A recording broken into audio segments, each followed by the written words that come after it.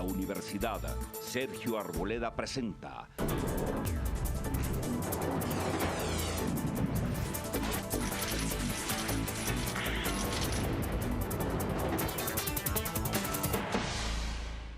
Muy buenas noches.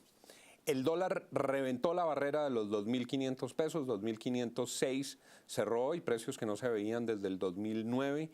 La acción de Ecopetrol sigue muy aporreada, aunque en los últimos días el petróleo ha tenido una ligera recuperación, ya por encima de los $50 el barril. Se discute el Plan Nacional de Desarrollo, las previsiones que hace el Ministerio de Hacienda indican que va a tener que meter un tijeretazo de más de 6 billones de pesos. Se anuncia que viene una nueva reforma tributaria y se convoca una comisión de expertos.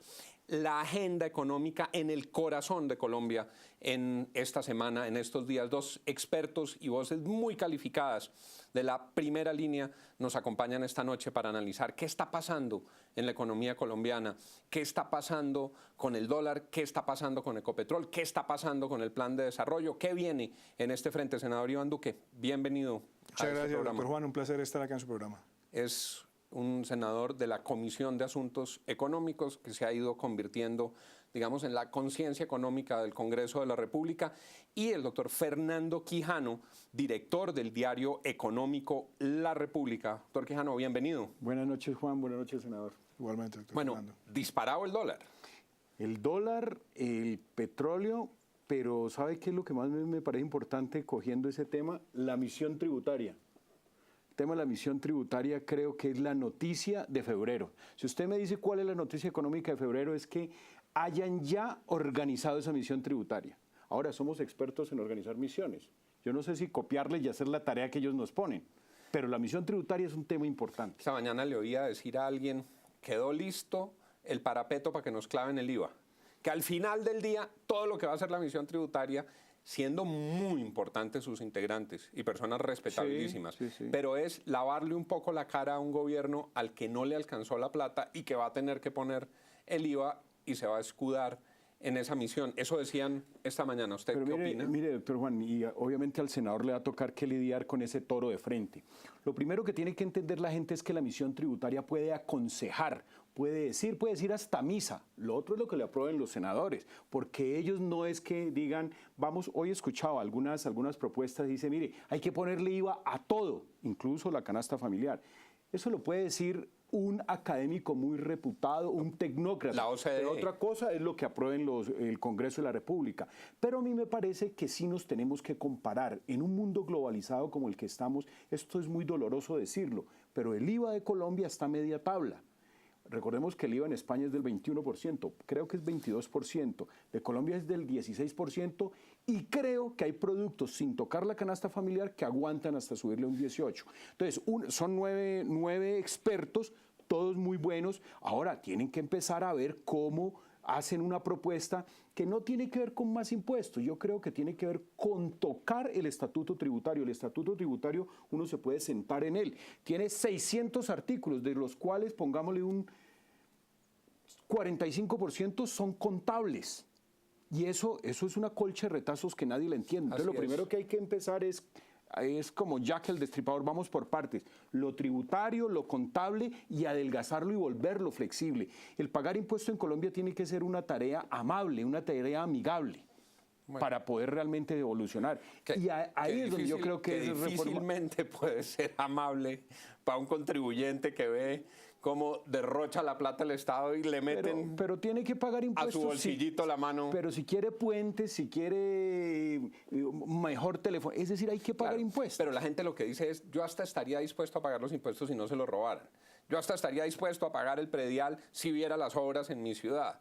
Yo hasta estaría dispuesto a pagar más impuestos si no viera que la nómina del Estado la mantienen como vaca lechera de unos políticos. Pero mire, compare, en Medellín es muy dura la valorización. Y hay obras que están haciendo con valorización, pero es que están haciendo 4 megaobras en el poblado. Lo que pasa es que aquí la valorización se va en campañas a la alcaldía. A mí me parece que generalizar meter a todos los gobernantes en el mismo cesto de corruptos me parece que no es apropiado. Tiene razón, tiene toda la razón y vale la precisión, pero ha padecido de tanta indolencia con los recursos públicos este país que ahí es donde se explica una bastante generalizada prevención de los ciudadanos una aversión a pagar impuestos. Con los tributos. Senador Duque, es inevitable, vamos para más IVA. Bueno, nosotros hemos venido denunciando eso y en líneas generales también hemos criticado la política tributaria del gobierno, porque el mismo gobierno engendró gran parte de sus problemas. Recordemos la primera reforma tributaria de esta administración. Se bajaron los impuestos laborales, los impuestos a la nómina, y se compensó esa reducción de ese impuesto a la nómina con lo que se denominaría el CRE, que era el impuesto de renta para la equidad.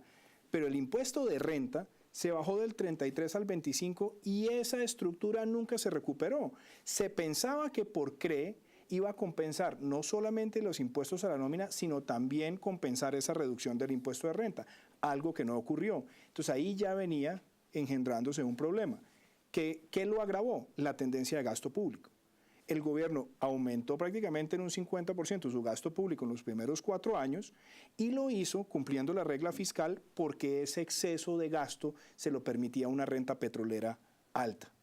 Hoy, obviamente, al cambiar los patrones, no solamente agrava la situación, la caída de la renta petrolera, sino que también el ritmo de gasto que venía trayendo el gobierno, que venía creciendo por encima del crecimiento de la economía, se encontró al finales del año pasado con un presupuesto desfinanciado en 12 billones de pesos.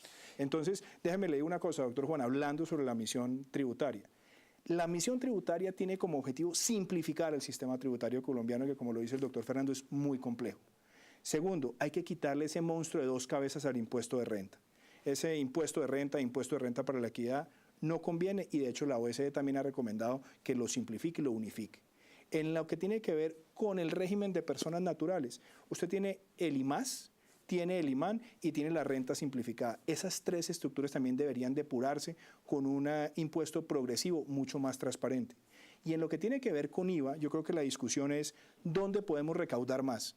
O bajando el IVA y ampliando la base, o aumentando el IVA, reduciendo las exenciones y buscando mecanismos efectivos de devolución para aquellas personas más vulnerables de tal manera que no sea regresivo en los más necesitados. La devolución con bono, por ejemplo, a las personas más pobres. Bueno, hay esquemas que se han probado en América Latina, unos más efectivos que otros. Hay algunos países que lo han hecho, por ejemplo, Uruguay hizo un esquema de devolución donde depuraron el IVA, lo subieron y se volvió. Lo que pasa es que, a diferencia de otros países, acá la primera estructura de devolución era muy compleja.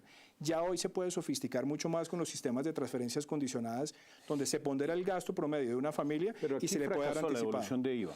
Le pregunto... Pero fracasó por la estructura que teníamos en ese momento en los sistemas de información. Yo creo que hoy el país está más preparado para dar esa discusión de lo que estaba 10 años atrás. Senador, le pregunto por el dólar.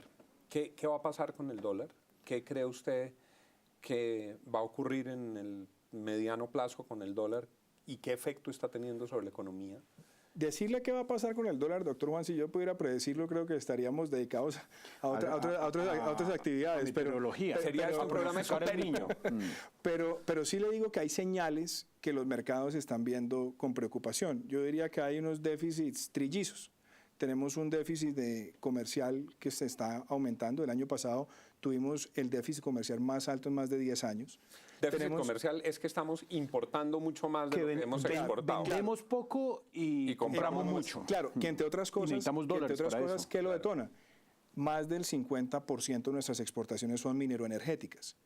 Las exportaciones a los Estados Unidos en un 70% eran mineroenergéticas. Al reducir la demanda por petróleo de los Estados Unidos, también nos vimos afectados. Entonces ahí hay una lectura. Segunda lectura, el déficit de cuenta corriente también está llegando peligrosamente al 6% para este año y ya a raíz de la caída del ingreso petrolero y la revisión de la Junta de la regla fiscal para poder pasar de un déficit del 2.4 al 2.8, le da una señal a los mercados donde dice aquí en efecto puede haber una mayor presión por sacar dinero. ¿Quiénes ganan y quiénes pierden, doctor Quijano, con esta subida del dólar? No, a mí me parece que los exportadores y los cafeteros ya no van a salir a las carreteras a taparlas. Es decir, los cafeteros están haciendo un gran negocio porque están vendiendo, están pagando en pesos y los dólares que le están entrando son bastantes. Caficultores, floricultores y bananeros están viviendo un periodo alargado, no tanto de vacas gordas, pero sí yo creo que están solventando unos buenos ingresos. Dicen ellos que tapando sobregiros, ¿no? Los floricultores. Sí, de pronto llevaron muchos años que estaban verdaderamente golpeados. Y a mí me parece que si tenemos unos cafeteros ganando plata, unos floricultores, la mano de obra que emplea y sobre todo femenina y de madre, cabeza de familia de los sectores rurales del oriente antioqueño y la sabana de Bogotá es importante, y los bananeros, que es el pedazo del Magdalena y todo el Urabá. A mí me parece que en eso podemos estar tranquilos. ¿Y quiénes pierden? Obviamente van a perder todos los que importaron, todos los que importan, todos los, digamos, los que quieren renovar maquinaria, todos los que tienen hijos para mandarlos a estudiar al exterior, todos los que compran por Amazon, todos los que compran por Internet, esos pierden. ¿Por qué? Porque el dólar es costoso, y todos los que van a sacar vacaciones ahora en Semana Santa o en diciembre para el exterior, esos van a perder porque es un dólar costoso. Hay un elemento que sí es fundamental, y es ¿qué va a hacer la Reserva Federal con las tasas? Y las tasas en Estados Unidos seguramente van a subir. Si las tasas suben, va a ayudar a que el dólar aquí más o menos se tranquilice, y yo creo que un dólar tolerable para todos puede ser 2.400, 2.350, que si vamos a lograrlo mantener hasta junio, quizás. Pero yo complementaría una cosa. Pero ya llegamos a 2.506. Pero sostenerlo es difícil. Pero mire, yo pensando en los perdedores que decía el doctor Fernando, en efecto hay unos ganadores en el sector agrícola, pero si sacamos de la ecuación del sector agrícola a los cafeteros y miramos el resto de los sectores que son altos importadores de insumos, ellos también la van a pasar difícil.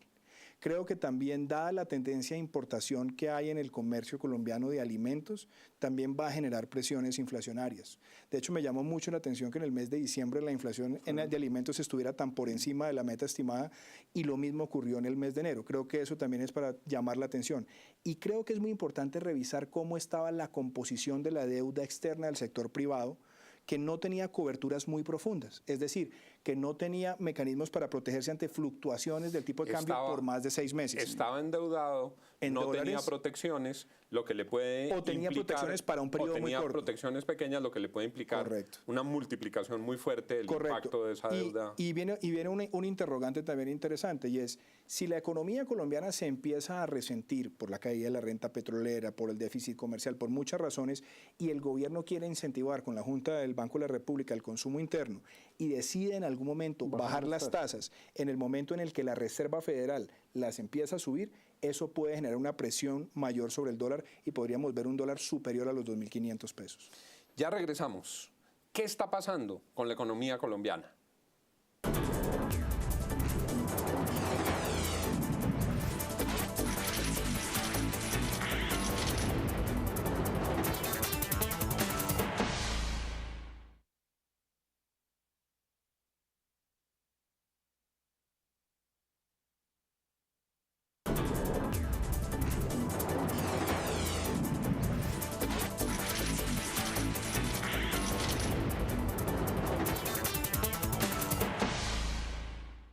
En medio de este panorama convulsionado, ha estado particularmente crítico el tema de Ecopetrol. Ustedes dos lo han venido estudiando, lo han venido abordando. Se anuncia para los próximos días la nueva directiva. El 25 de marzo, doctor Juan, es la asamblea, la asamblea de Ecopetrol, donde seguramente para esa fecha tienen que llevar las planchas listas de quién va a ser la junta directiva y un nuevo CEO. La empresa Egon Zehnder se le pagó una plata alrededor de 200 millones de pesos, la verdad no es mucha plata, para que le pasara unas hojas de vida a la Junta y la Junta las analizara. Mucho se especula quiénes son esas 9 personas, pero seguramente, como decía el difunto ministro de Defensa, el doctor Gilberto Echeverry, decía, mire, siempre las ternas son 2 burros y un caballo. O sea, no sé si perdimos esa platica para la selección del presidente. Ahora, claro que se nos ha colado uno que otro burro en algunos casos, ¿no? Por eso, es que las ternas son de lo más envenenadas que hay. Pero mire que haciendo eco lo que dice el doctor Fernando, La OCDE, que está tan citada por el gobierno y prácticamente en el primer artículo del plan de desarrollo, sin ser miembros, nuestro plan de desarrollo es todo para llegar a la OCDE, no para cumplir con el desarrollo, sino para llegar a la OCDE. Pero no me parece mal. Pero ahora le digo mi percepción sobre eso. Yo creo que la OCDE tiene buenas recomendaciones, pero ¿Qué malo tiene curiosamente... que nos comparemos con los mejores? No, pero vea, le digo una cosa. Mire lo curioso. La OCDE dice que, por ejemplo, en el gobierno corporativo de empresas como Ecopetrol, usted debería sacar a los ministros de la junta directiva, sobre todo aquellos que tienen conflicto de interés, como es el caso del ministro de Hacienda, que ve las empresas con ojos fiscales.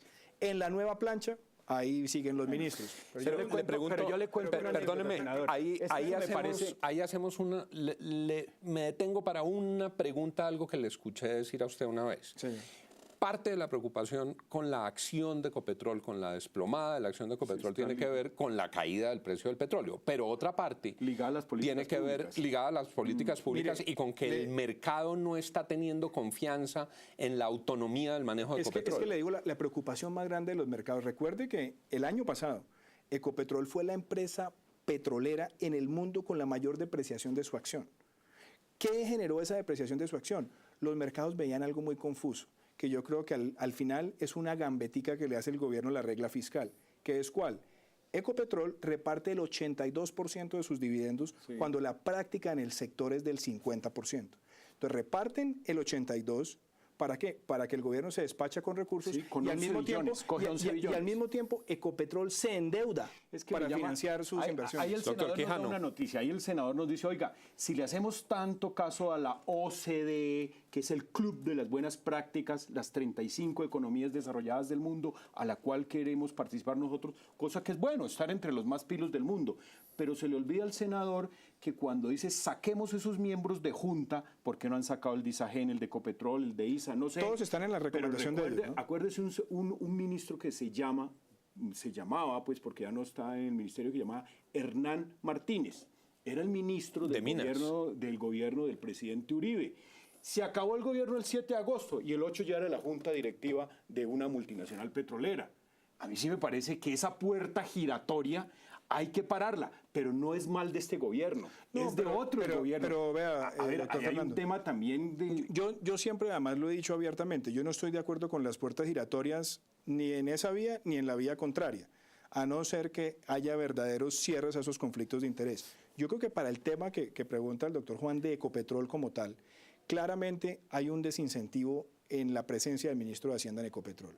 Ecopetrol le repartió hace un año cerca de 13 billones de pesos en dividendos a la nación y Ecopetrol representa el 50% de lo que paga en impuesto de renta al sector petrolero. Entonces, los mercados venían preguntándose cómo se está financiando Ecopetrol repartiendo 82% de sus dividendos. Entonces el interrogante es, ¿se financia para distribuir los dividendos? ¿O qué es lo que está haciendo la nación despachándose con ese porcentaje tan alto de reparto? Yo creo que la empresa necesita, por credibilidad, hoy entrar al mismo patrón del mercado. 50% de los dividendos deben ser para reinversión y no depender tanto en el sobreendeudamiento. Ecopetrol es una empresa que vende al año 40.000 millones de dólares y que le entrega al presupuesto 11 billones de pesos. Más o menos esas son las cuentas de Ecopetrol. Ecopetrol se tiene que reinventar y para eso hay que nombrar un gran CEO. De acuerdo. Y yo no sé si la doctora María Lorena, que no sé si ha manejado algún negocio, o el doctor Juan Carlos Echeverry, que sí ha sido profesor, o sea, es un gran académico. ¿Los menciona Carlos, porque ellos están en la terna? El doctor Juan Carlos Echeverry está en la terna. ¿Y la doctora María Lorena también? Ella no es seguro que la haya revisado Egon Zehnder, pero sí revisó a Camilo Marulanda. Camilo Marulanda es un tipo de 35 años, bueno, funcionario actual de una filial, ¿no? Es el director de operaciones de Ecopetrol y a mí me parece que ahí nos pueden dar una gran sorpresa y nombrar una persona de adentro. Pero yo le doy otro tema y es que si nombramos una persona de adentro es corresponsable de todos esos hechos de corrupción que se han presentado en las últimas semanas. Es decir, vea una cosa, lo de Ecopetrol es una papa caliente muy interesante. Mire, por ejemplo, esto, y en eso lo aclaro, yo no estoy en contra del acceso de Colombia a la OCDE, de hecho lo he defendido a lo largo de muchos años en columnas y en opiniones. Yo lo que creo es que, por ejemplo, hay recomendaciones de la OCDE que son mandatorias, que le están haciendo el esguince. Una de esas es la composición del gobierno corporativo de las empresas. Y la segunda, que en el caso de Ecopetrol es muy importante, dicen la selección de los gerentes debe ser por concurso. Y las características del concurso deberían ser públicas. ¿Por qué? Ecopetrol, ¿qué necesita? Un gran gerente, pero un gerente con experiencia gerencial en el sector petrolero. Y lo que menos le puede servir hoy a los mercados y a los accionistas como señal es que el nuevo presidente de Ecopetrol sea percibido como una estafeta o un correveidil del Ministerio de Hacienda. O un subalterno del ministro de Hacienda. Mencionaba usted, doctor Quijano, corrupción en Ecopetrol. Bueno, hemos visto en los medios que les untaban la mano para dar unos contratos, que hay funcionarios que ya están respondiendo ante la Fiscalía, que había un entorno enrarecido para poder hacer negocios con Ecopetrol. Ecopetrol es una gran empresa. El doctor Javier Gutiérrez Pemberti a mí me parece que ha hecho una gran labor, pero Ecopetrol es un monstruo que contrata en todos los sectores y en casi todos los departamentos. Y siempre esas contrataciones han tenido muchas, no todas, y en algunos departamentos más que en otros. Por ejemplo, la licitación de los helicópteros, el transporte de grandes tuberías. Hay una cantidad de contratos que ojalá digamos, haya un código de buenas prácticas, cotiza en el Wall Street, cotiza en Toronto, o sea que eso tiene que ser cada día más claro. Vi hasta un rollo de un avión ejecutivo que compraron. Pero vea, doctor Juan, en esa línea, hay un reporte que ha sido divulgado parcialmente por algunos medios que lo hizo la compañía Boston Consulting, que es la que ha asesorado a Ecopetrol en su nuevo redireccionamiento estratégico. Esa firma parece ser, por lo que se ha divulgado parcialmente, y por eso introduce un derecho de petición, que Ecopetrol tiene una práctica de contratación que está desangrando una parte de la empresa. ¿Por qué? La nómina de Ecopetrol durante los últimos 5 años ha crecido a una relación del 9% por año, que es bastante alta. Altísimo. Después, la composición de la nómina. Es cuánto porcentaje de los contratistas y la nómina está dedicado a exploración y cuántos están dedicados a comercialización u otras labores. Parece ser que en ese reporte de Boston Consulting se señala que hay un desequilibrio muy grande entre el aparato jurídico y comercial versus el aparato técnico de exploración. Alguien me dio el resumen ejecutivo de la investigación o la asesoría que hizo el Boston Consulting y dice, mire, Ecopetrol hoy por hoy son un grupo de abogados con taladro. Qué grave, de pronto ya sin qué difícil y qué delicado. Y sin taladro porque la plata para exploración la recortaron. Bueno, porque esa es la otra. Pero hay que proteger a Ecopetrol. 3 minutos y no me puedo ir sin preguntarles por inflación. Se dice que todo este tema del dólar puede generar unas nuevas presiones inflacionarias, que la inflación de alimentos puede traducirse... No me anticipe. Pero ¿quieres ser senador? ¿Quieres ministro? Pero ya vamos... Pero ya por lo menos... Lo del programa... Pero es que está diciendo el dólar en cuanto, la inflación en cuanto, el ministro en cuanto... Lo del programa profético está funcionando. Inflación, senador Duque. Vea, yo creo que la inflación en el mes de diciembre mostró unas señales. Hay una inflación de alimentos muy alta o más alta de la meta y otra inflación que excluyendo alimentos que está bastante controlada. Yo creo que en el tema de alimentos va a haber 2 elementos significativos. Uno, el precio de la gasolina, que yo también lo venía diciendo desde el mes de diciembre. Si hay una corrección en el precio de la gasolina, esa corrección debería golpear positivamente que no siga escalando la inflación de alimentos por la fuerte correlación que hay entre el costo de los combustibles, el transporte y el precio de los alimentos. Yo creo que con la decisión que se tomó esta semana de los 300 pesos y la que debe seguir paulatinamente si los precios siguen la tendencia que han mostrado, que reduzca esa presión inflacionaria en el tema de alimentos. ¿Qué la puede afectar? Las importaciones de insumos en algunos sectores y yo creo que por eso el Banco de la República no puede ser indiferente a la circunstancia cambiaria y el costo de los insumos en el sector agrícola. El transporte yo creo que no va a dejar subir la inflación y lo mismo el fenómeno del niño. Un fenómeno del niño que seguramente se da más o menos en un 25%. Yo creo que los alimentos no van a subir tanto y el efecto inflacionario que tiene que ver con el costo de los combustibles lo va a desinflar. Yo creería que se va a mantener en el nivel que dice el Banco de la República. A mí no dejó de ojalá causarme... un 3%, ¿no? Ojalá se pudiera mantener así. No dejó de causarme sorpresa oír al ministro de Hacienda, casi como pidiendo que le dieran las gracias por bajar 300 pesos el precio de la gasolina, cuando él fue el que metió el mico para que no bajara la gasolina y para que no tuviera la velocidad de transmisión de la reducción del precio del petróleo. Doctor Quijano, el superintendente de Industria y Comercio es vigilar que verdaderamente las estaciones de servicio no suban la gasolina por encima de los 8.000 pesos. Es decir, unos $4 y en el concierto internacional estamos a media tabla. A mí me parece que las personas deben ser quienes tienen el control del precio. No puede haber un galón de gasolina por encima de 8.000 pesos. Y ese es tema de superintendencia.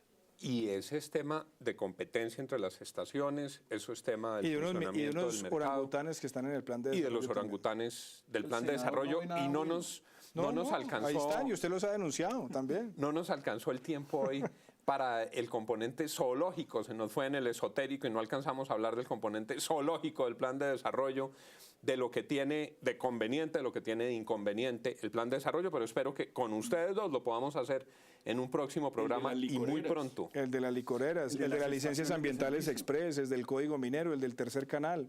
En La fin, eso micamenta, hay de le todo, decían, hay orangutanes. le de todo. decían en una época y hay cosas que son buenas. Cosas buenas. De todo eso esperamos el plan hablar. tiene algunas cosas buenas. ¿Cómo ven, apreciados televidentes, al rojo vivo la discusión en materia de agenda económica? A nuestros invitados de hoy, muchas gracias. Se pasa muy rápido el tiempo, doctor Quijano. Muchas gracias. Senador Duque, muchas gracias. Muchas gracias Y a ustedes por por acompañarnos, muchas gracias. Ya saben, de lunes a viernes, aquí entre las 10 y las 10:30 de la noche en Cable Noticias. Que tengan todos una feliz noche. La Universidad Sergio Arboleda presentó